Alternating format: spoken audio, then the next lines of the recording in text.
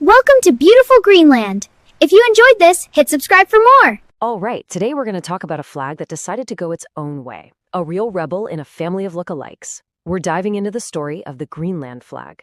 So, when you think of Nordic flags, Denmark, Sweden, Norway, Finland, Iceland, they all have this one iconic thing in common.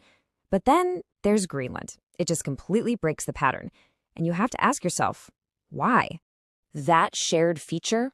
It's this, the Nordic cross. And it's not just some random design. It's a huge deal.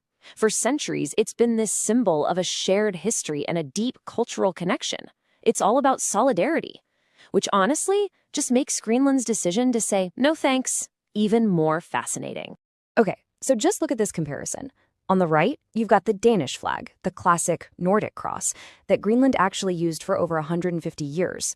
But on the left, that's what they chose instead. It's like they're speaking a totally different visual language. So how on earth did they get from point A to point B? Well, it all boils down to a quest for identity. The whole story really kicks off with this growing desire for self-expression, a journey to define a uniquely Greenlandic identity.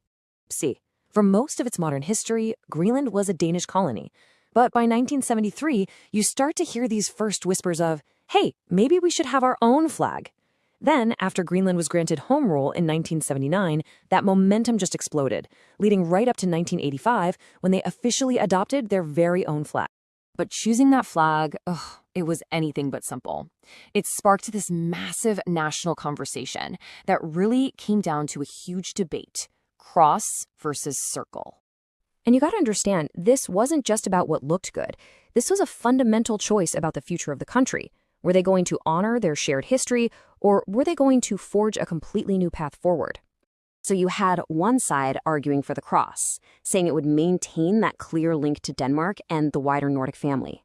But on the other side, a lot of people felt a brand new design was essential, something that really spoke to Greenland's incredible landscape and its distinct Inuit culture.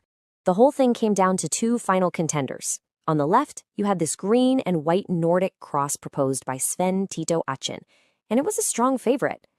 On the right, you had this pretty radical red and white design by Thu Christiansen. The country literally had to make a choice between these two visions. In the end, the decision was just incredibly close. The final vote came in 14-11. By a margin of only 3 votes, the circle triumphed over the cross.